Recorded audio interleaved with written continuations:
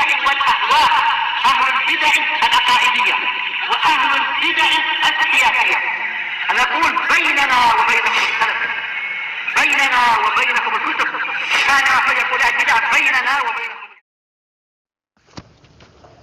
بسم الله الرحمن الرحيم.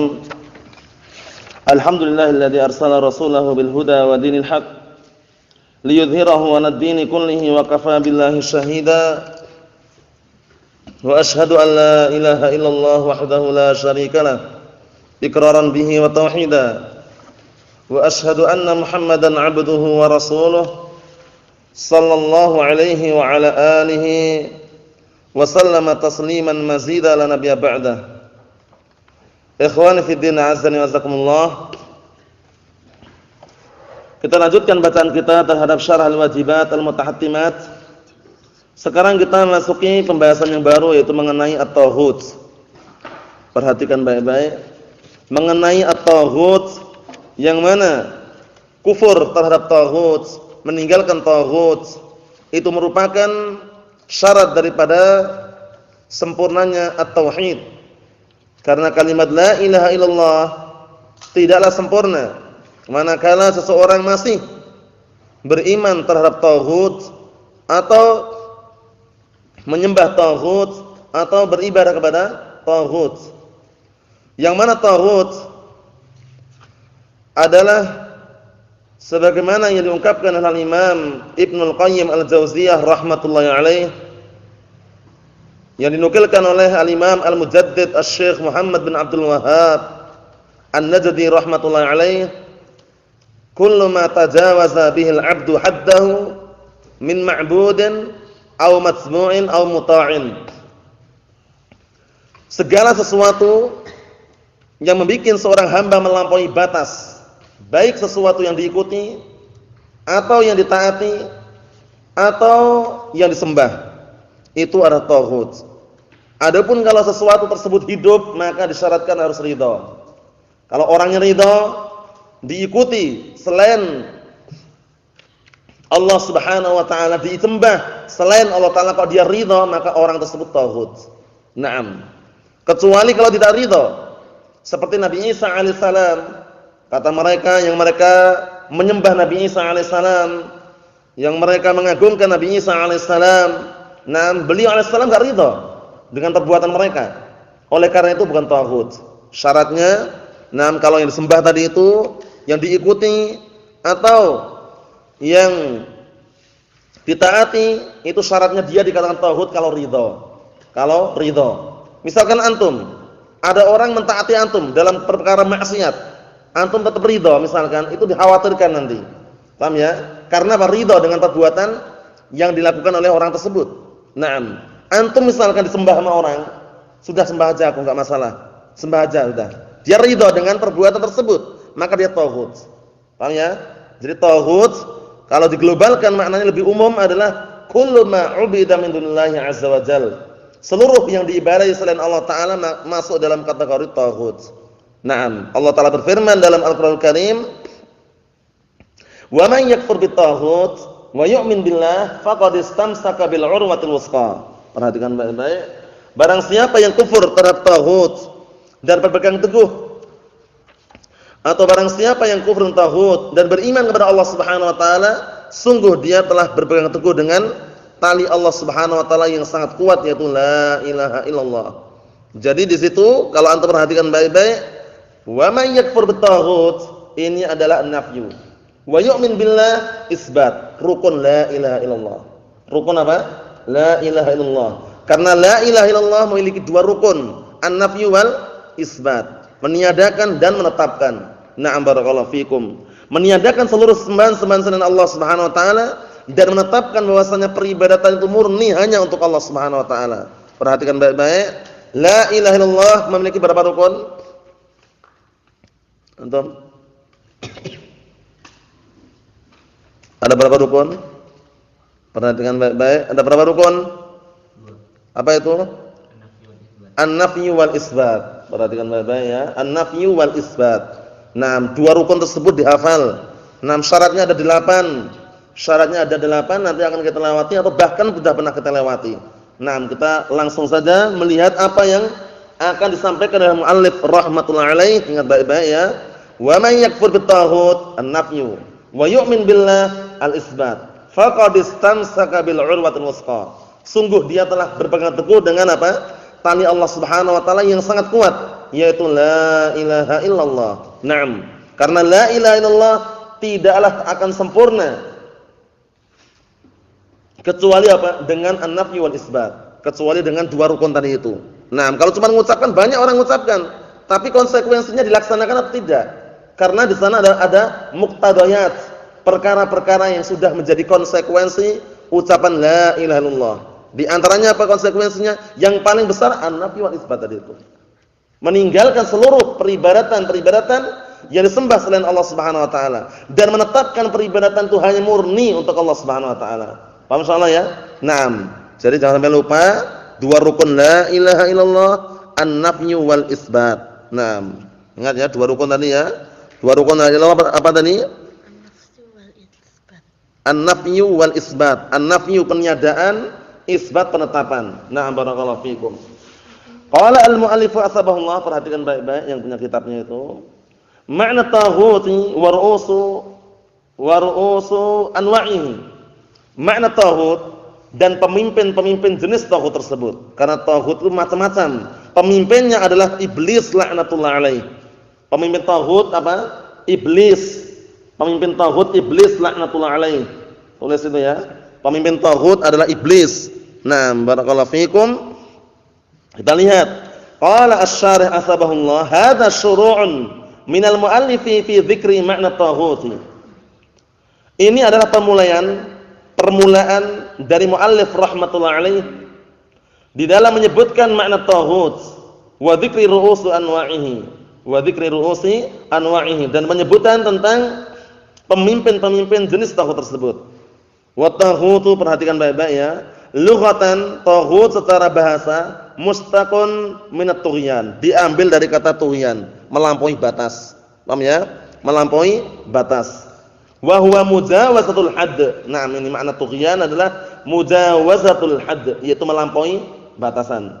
Nah, perhatikan baik-baik. Jadi taghut secara bahasa apa? Taghut secara bahasa mujawazatul hadd, melampaui batas. Naam. Wa kullu syai'in jawazal miqdar wal hadd fil isyan fa huwa taghin. Perhatikan baik-baik.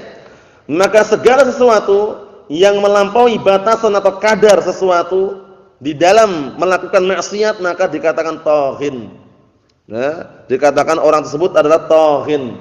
Nah, barakallahu fikum, seperti itu. Jadi secara bahasa taghut adalah mujawazatul hadd, itu definisinya. Nah, mujawazatul hadd, melampaui batas. Nah, wa min dzalika qaulu ta'ala, di antaranya adalah firman Allah Subhanahu wa taala, inna lamma taghal ma'u, sesungguhnya tatkala air tersebut telah melampaui batasannya, ai kasura wa zada 'alal hadd biidznillah taala. Maksudnya adalah semakin banyak dan bertambah melebihi daripada batasannya. Biidznillah, dengan seizin Allah taala. Di taghut itu maknanya adalah kasura wa zada. Paham? Jadi melampaui batasannya. Wa taghassail.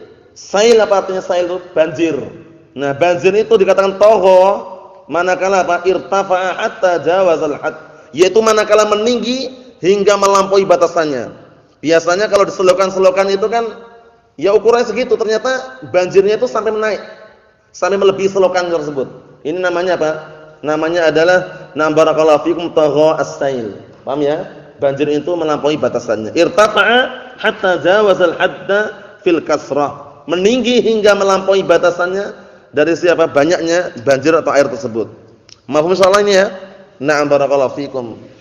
Ikhwani fi din azza wa jazakumullah, itu makna taghut secara bahasa. Adapun makna taghut secara istilah sudah kami sebutkan dan nanti wallahu alam disebutkan atau tidak yang jelas. Na'am, kalau ingin menengok ulang, meninjau atau mencatat atau menghafal bisa dilihat dalam kitab Al-Usul Ats-Tsalatsah, di sana disebutkan di akhir-akhir itu mengenai apa? Na'am ru'usut tawaghit khamsah. Paham ya? Pemimpin-pemimpin taghut ada 5. Pemimpin-pemimpin taghut ada berapa? Ada 5. Yang paling besarnya adalah iblis laknatullah alaih. Paham ya? Iblis la'natullah alaih adalah pemimpin taghut. Na'am barakallahu fikum.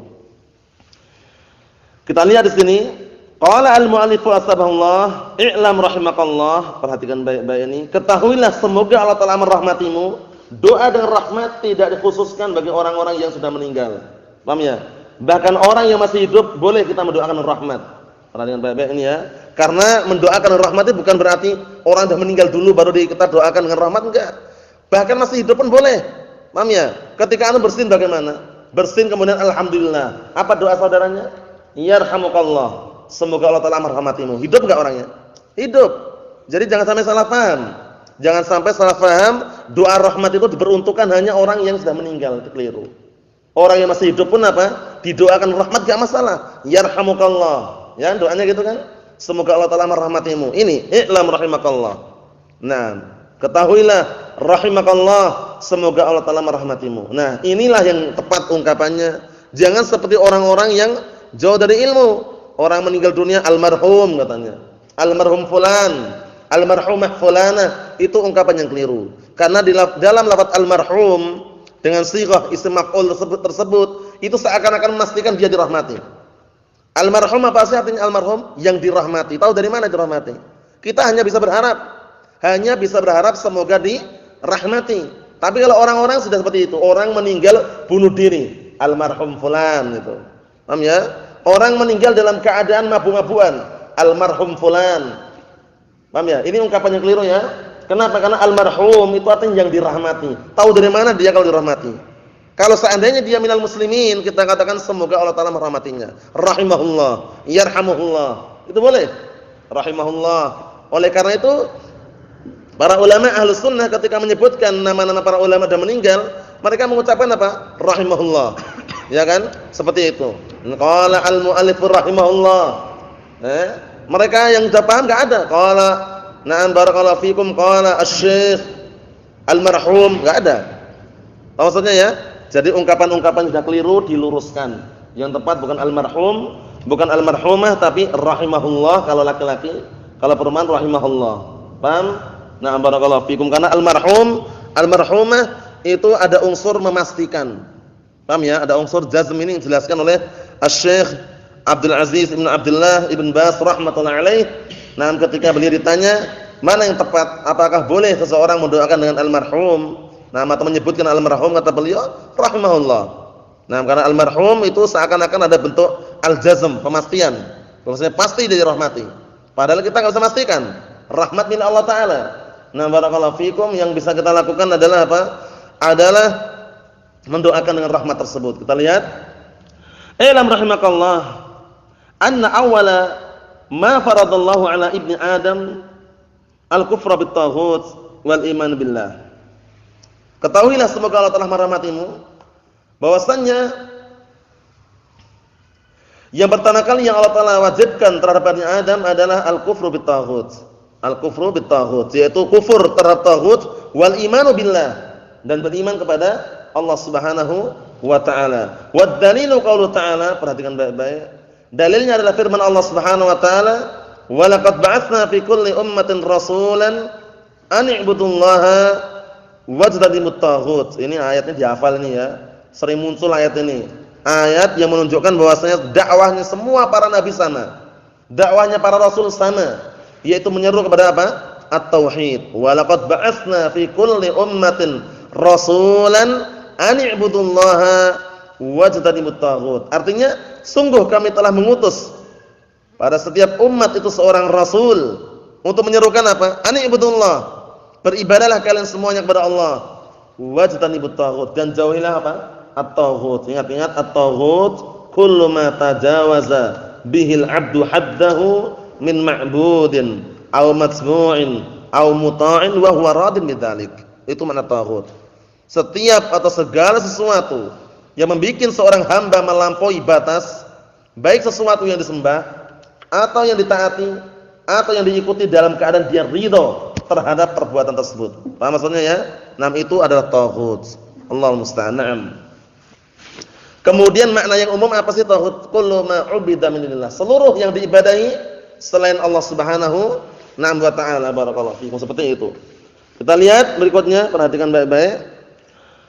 Qad taqaddama qala asy-syarih atsabahullah qad taqaddama makna kalimat i'lam. Sungguh telah lewat makna i'lam. Jadi ucapan i'lam itu tujuannya apa sih? Agar orang perhatian, tidak main-main, tidak bercanda, tidak sendagura ketika diucapkan i'lam. Karena i'lam, ya kan? Ketahuilah. Langsung orang apa?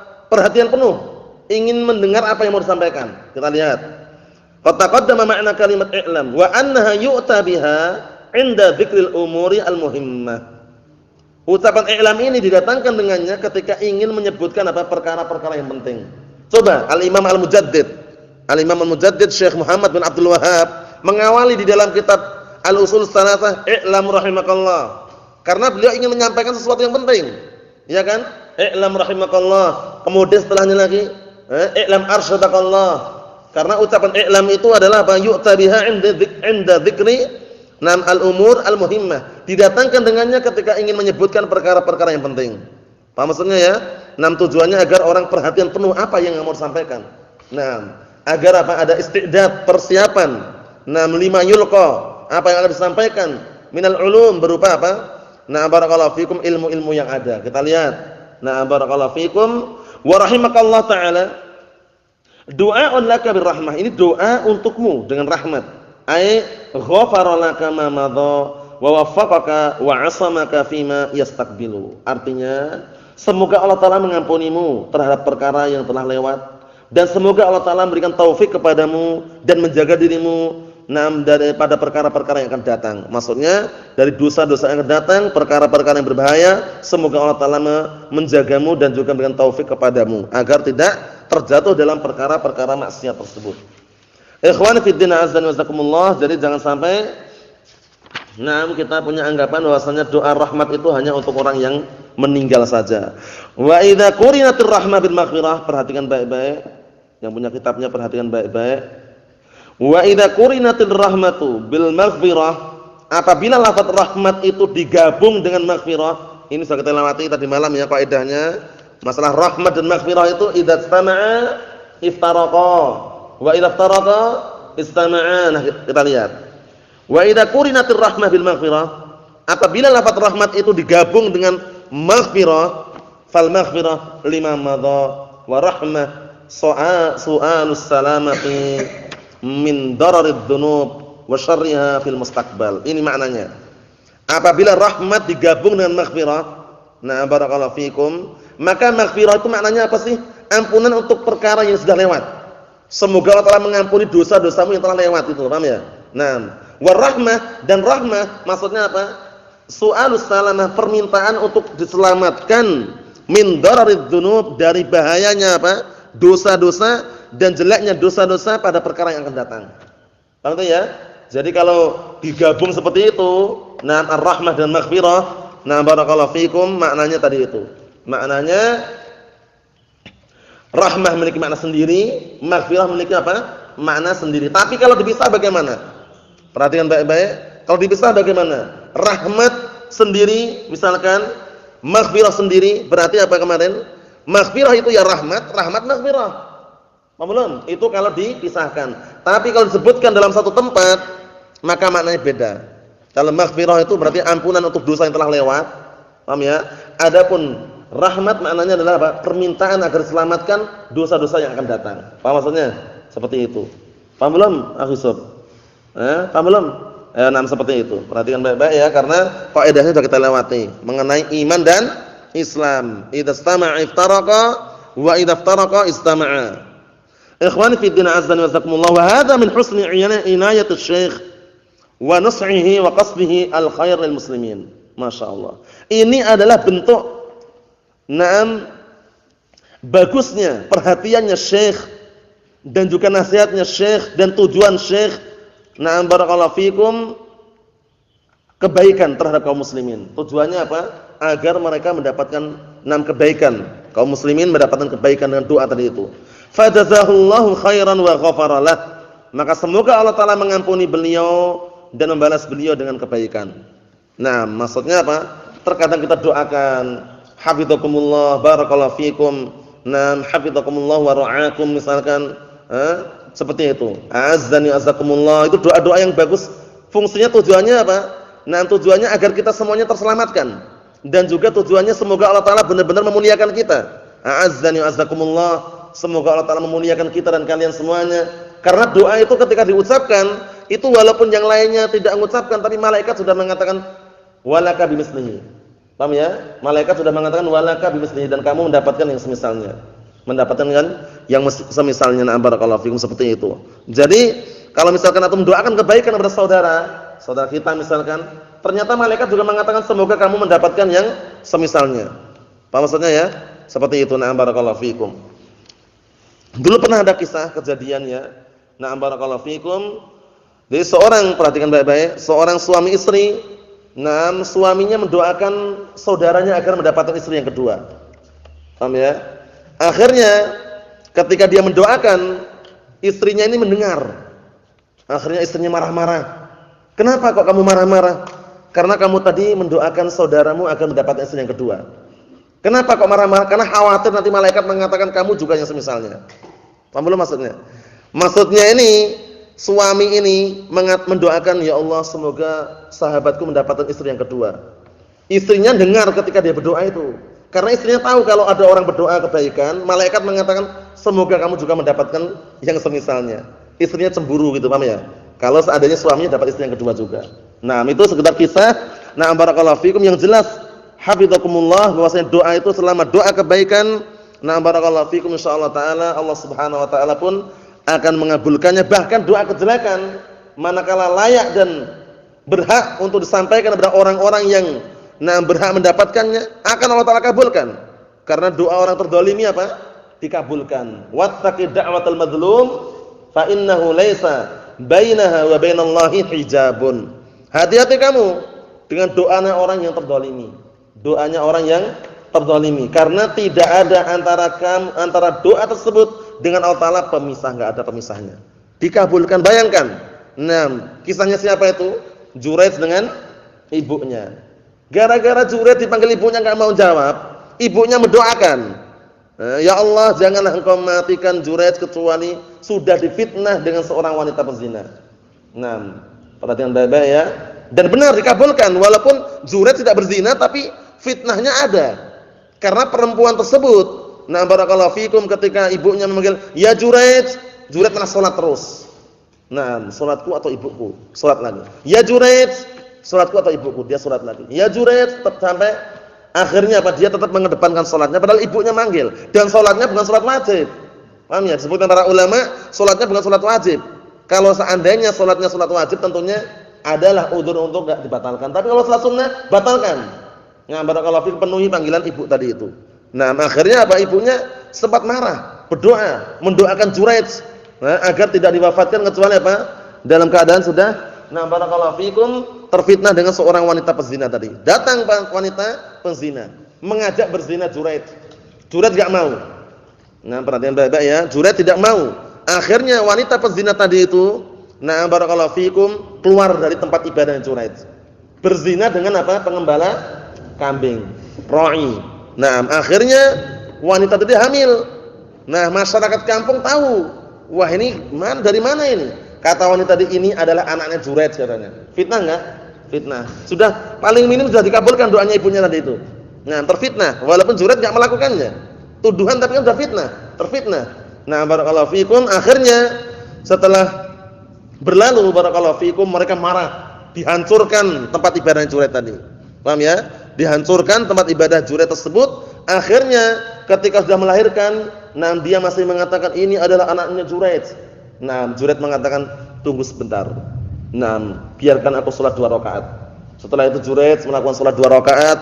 Barakallahu fikum, setelah selesai sholat, akhirnya anak kecil tadi ditanya oleh Juraij, "Man abuk?" "Ya ghulam, man abuk?" "Wahai seorang anak, siapa bapakmu?" "Abi ra'i," bapakku adalah pengembala kambing. Nah, disinilah tersingkap semuanya. Ternyata apa? Wanita pezina tadi bohong, menuduh Juraij, tapi paling minim Juraij sudah kena fitnah. Ya kan? Tempat ibadahnya dihancurkan. Akhirnya masyarakat tadi pun marah, mengatakan, "Wahai Juraij, apakah perlu kami kembalikan tempat ibadahmu? Kami bangun kembali dari emas." Dari emas. Kata Juraij, "Tidak perlu, kembalikanlah saja sebagaimana semulanya dari tanah." Dibalikkan. Tapi di sini syahidnya yang kita ambil apa? Doa ibunya dikabulkan. Doa ibunya karena ibunya merasa terdolimi. Juret dipanggil enggak memenuhi panggilannya. Oleh karena itu, sebutkan para ulama kalau seandainya Juret itu adalah faqih yang faham tentang ilmu agama yang benar, niscaya dia batalkan salatnya memenuhi panggilan ibunya. Karena salatnya salat apa tadi? Salat nafilah, salat sunnah. Paham maksudnya ya? Nah, barakallahu fikum. Antum misalkan salat di rumah, salat sunnah, dipanggil ibunya, ya fulan, penuhi panggilannya. Nah, barakallahu fikum, karena doa orang yang terzalim itu dikabulkan. Ikhwani fid din azza wa jazakumullah, wa qaluhu awwalu ma faradallah ay alzama wa aujaba.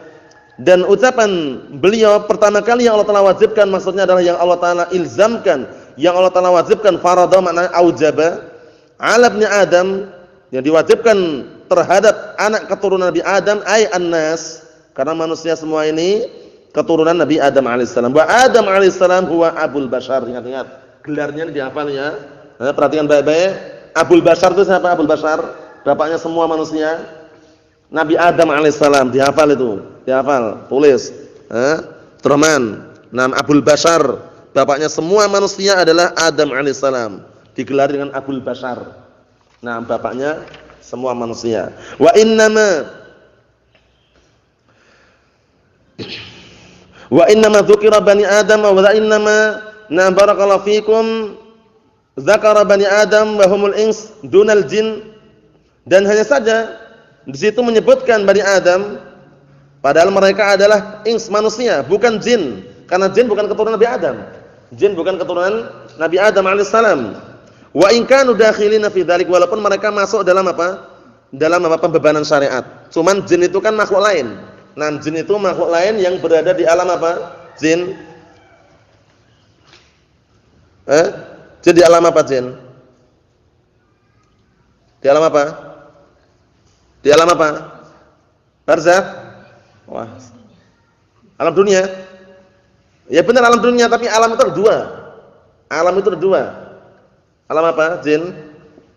Apa antum? Antum? Apa? Alam ghaib. Paham ya? Alam ghaib ya, alam yang tidak nampak.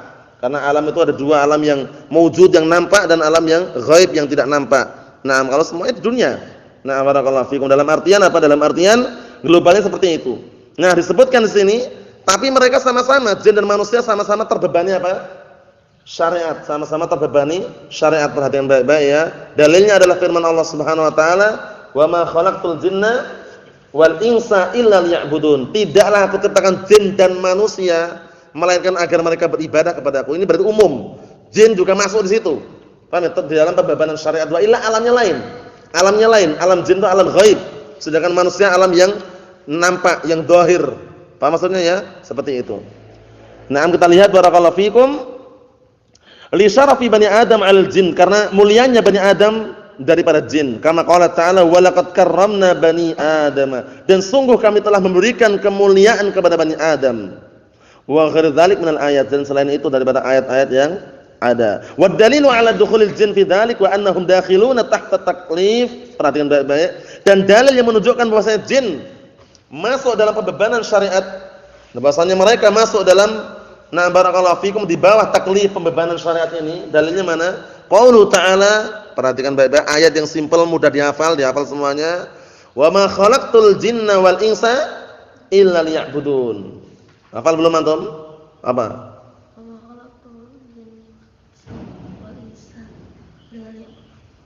Wa ma khalaqtul jinna wal insa illa liya'budun. Artinya tidaklah kuciptakan jin dan manusia melainkan agar beribadah kepadaku. Pembebanan syariat sifatnya umum. Jin juga masuk. Ada enggak jin yang kafir? Antum? Ada enggak jin yang kafir? Jin yang muslim? Ada juga. Jin munafik? Enggak ada. Jin yang mubtadi' ada enggak? Jin yang hizbi? Ada, lengkap semuanya. Lengkap semuanya. Karena jin itu seperti manusia, pembebanan syariat seperti manusia. Paham ya? Sebagian manusia ada yang mubtadi', ya kan? Ada yang kafir, yang munafik. Ini jin juga sama dalam pembebanan syariat, cuman beda wujudnya, beda alamnya itu ada udah. Barakallahu fikum. Kita lihat. Ila ghairi dzalik minal ayat wa hadha wadihun jiddan walillahil hamd. Ini nampak sekali, jelas sekali bahwasanya jin juga Naam barakallahu fikum terkenai pembebanan syariat karena ahkamut taklifiyah, hukum-hukum taklifiyah yang dibebankan kepada kita dan juga jin itu ada berapa? 5. 1 tidak ada keterkaitan hukum tersendiri, yang 4 ada. Ada 5 dikenal dengan ahkam taklifiyah, hukum pembebanan syariat. Pertama, wajib. Kedua, sunnah. Nah, sunnah itu mustahab, mandub sama aja. Paham ya? Ketiga, na barakallahu fikum muharram atau haram. Yang keempat adalah makruh, yang kelima mubah. Paham itu ya? Itu dihafal itu ya. Ahkamut taklifiyah ada berapa? 5. Na barakallahu fikum, wajib, sunnah, nah kemudian haram, makruh, mubah. Yang 4 ini memiliki hukum tersendiri. Yang 1 tidak memiliki hukum tersendiri kecuali dengan niat dan tujuannya. Paham ya? Mubah. Perkara mubah, perkara boleh itu kan dia dapat pahala atau dosa tergantung dengan apa tadi? Niat dan tujuannya. Paham ya? Nah, barakallahu fikum, perhatikan baik-baik. Ada orang bawa tangga. Bawa tangga, mikul tangga. Hukumnya apa?